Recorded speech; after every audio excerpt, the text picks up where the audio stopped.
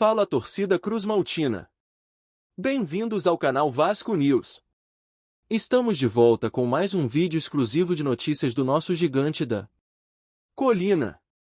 Antes de tudo, já se inscreva e deixe seu like para ficar por dentro de todas as informações sobre o Vascão. Agora, vamos para a notícia. O Vasco viveu sua melhor atuação do ano contra o Flamengo, neste sábado, no Maracanã. A equipe comandada por Fábio Carille mostrou uma postura completamente diferente das partidas anteriores, especialmente após um desempenho fraco diante do Ceará na rodada anterior. Mesmo com 3 desfalques importantes, Léo, Tietê e Adson, Carille optou por manter a estrutura básica do time. A escolha foi por preservar a consistência defensiva e dar oportunidades a peças que vinham buscando espaço, como Jair e Ryan. Desde os primeiros minutos, o Vasco mostrou atitude ofensiva e tomou a iniciativa da partida. A equipe não se intimidou com o adversário e criou 2 ótimas chances antes dos 15 minutos iniciais.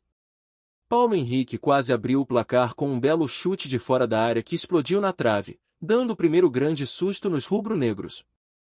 Em seguida, Nuno Moreira obrigou Rossi a fazer uma defesa difícil após jogada individual de Hugo Moura pela direita. No entanto, após o bom início vascaíno, o Flamengo conseguiu se impor. Entre os 15 e os 30 minutos do primeiro tempo, o time comandado por Felipe Luiz teve o controle do jogo, explorando superioridade no meio e nas saídas pelo lado direito. O Vasco conseguiu se reorganizar defensivamente e segurou o ímpeto flamenguista até o intervalo. Mesmo pressionado, manteve-se firme e não permitiu grandes chances de gol ao rival. O segundo tempo começou com outra excelente oportunidade vascaína.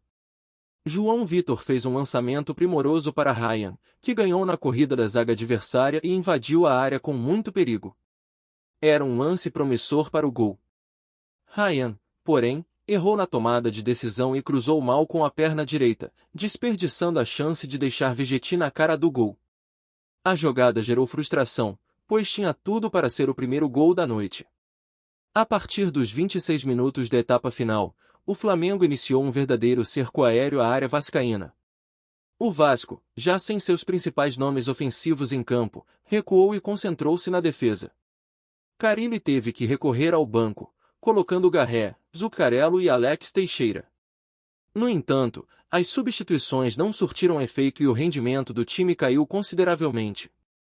O time passou a sofrer com bolas levantadas na área e viu o adversário criar diversas oportunidades. O Flamengo abusou das jogadas pelo alto, obrigando o goleiro Léo Jardim a ter uma atuação inspirada. O camisa 1 vascaíno foi o principal responsável por garantir o ponto fora de casa. Com pelo menos 3 defesas espetaculares, ele fechou o gol e segurou o empate mesmo diante da pressão intensa do rival. A atuação de Léo Jardim foi tão impressionante que até os jogadores do Flamengo o elogiaram publicamente após o apito final. Sua performance foi fundamental para o desfecho da partida. Apesar de não sair com a vitória, o Vasco deixou o Maracanã com a sensação de dever cumprido. A equipe se mostrou competitiva, organizada e com espírito de luta, algo que não havia sido visto nas partidas anteriores contra o Flamengo neste ano. O empate pode ter sido apenas um ponto na tabela, mas valeu muito em confiança. Fábio Carille, pressionado por críticas, ganha fôlego e vê sua equipe dar sinais de evolução no momento certo da temporada. Outro ponto positivo da atuação vascaína foi a entrega tática da equipe. Mesmo sob forte pressão, o time manteve o foco, marcou bem as principais peças do Flamengo e mostrou uma evolução clara no posicionamento defensivo, especialmente nas bolas paradas, que sempre foram um ponto vulnerável nos clássicos anteriores. A atuação no clássico pode servir como um divisor de águas para o Vasco no Brasileirão. Com mais confiança, uma base mais definida e Léo Jardim em excelente fase, a equipe de Carille tem tudo para crescer nas próximas rodadas e deixar para trás o início instável na competição. Enquanto isso, não se esqueça de curtir e compartilhar nossas atualizações para continuar acompanhando tudo sobre o gigante. Um episódio inesperado agitou os bastidores do futebol brasileiro neste fim de semana. A partida entre Vasco e Flamengo, válida pela 5ª rodada do Campeonato Brasileiro, foi oficialmente cancelada após uma decisão da Justiça Desportiva. O motivo do cancelamento foi a escalação irregular do atacante Bruno Henrique, do Flamengo. O jogador, que estava sob investigação por envolvimento em esquema de apostas esportivas, foi flagrado com provas contundentes que o ligam diretamente ao caso. De acordo com informações do tribunal, Bruno Henrique já havia sido preventivamente banido do futebol devido à gravidade das acusações. Ainda assim, o Flamengo relacionou para a partida, o que configura infração gravíssima. A Justiça já tem em mãos todas as evidências necessárias para comprovar a participação do atleta no esquema. Entre os materiais estão prints de conversas e comprovantes de apostas feitas por ele em plataformas ilegais. Uma das apostas realizadas por Bruno Henrique tinha como objetivo receber um cartão amarelo no jogo contra o Santos, ação que de fato se concretizou na ocasião. O movimento gerou forte suspeita e iniciou a investigação formal. A partir dessa descoberta, autoridades aprofundaram as apurações e encontraram outras possíveis manipulações envolvendo o nome do jogador. Isso acelerou a decisão de afastá-lo definitivamente do futebol profissional. A notícia do banimento repercutiu com força entre clubes, torcedores e dirigentes. O escândalo levanta um alerta importante sobre o crescente envolvimento de atletas com esquemas de apostas, algo que vem se tornando cada vez mais comum.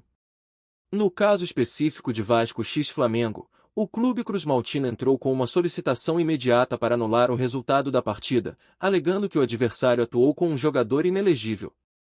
A CBF acatou o pedido, validando os argumentos apresentados pelo jurídico do Vasco. Como consequência, o jogo foi oficialmente cancelado e o clube pode ser declarado vencedor por WO, o que significaria a conquista dos 3 pontos na tabela. O Flamengo, por sua vez, deve ser punido por escalar um atleta suspenso, mesmo com ciência da situação legal do jogador. A atitude foi considerada irresponsável e desrespeitosa com o regulamento da competição. O presidente do Vasco se manifestou, afirmando que a luta pela justiça esportiva é uma prioridade do clube e que não aceitarão atitudes que desrespeitem a ética no futebol. Já o Flamengo ainda não se posicionou oficialmente. A repercussão do caso vai muito além dos dois clubes. A manipulação de resultados por meio de apostas é um dos maiores desafios enfrentados pelo futebol mundial atualmente, e o caso Bruno Henrique pode servir de exemplo para punições futuras. A decisão final ainda depende de uma homologação formal pelo STJD, mas fontes próximas ao tribunal afirmam que a perda dos pontos por parte do Flamengo é praticamente certa. Com os 3 pontos garantidos, o Vasco pode subir na tabela e ganhar moral em um momento importante da competição. A medida, embora baseada em algo lamentável, traz justiça diante de um cenário escandaloso. O banimento de Bruno Henrique também serve como alerta para outros jogadores. A tolerância com a manipulação de resultados está próxima de zero, e os órgãos esportivos têm se mostrado cada vez mais dispostos a combater esse tipo de crime com rigor total. Apresentamos notícias do Vasco diariamente. Inscreva-se e deixe o seu like para continuar recebendo novidades do Vascão. Até o próximo vídeo. Saudações vascaínas!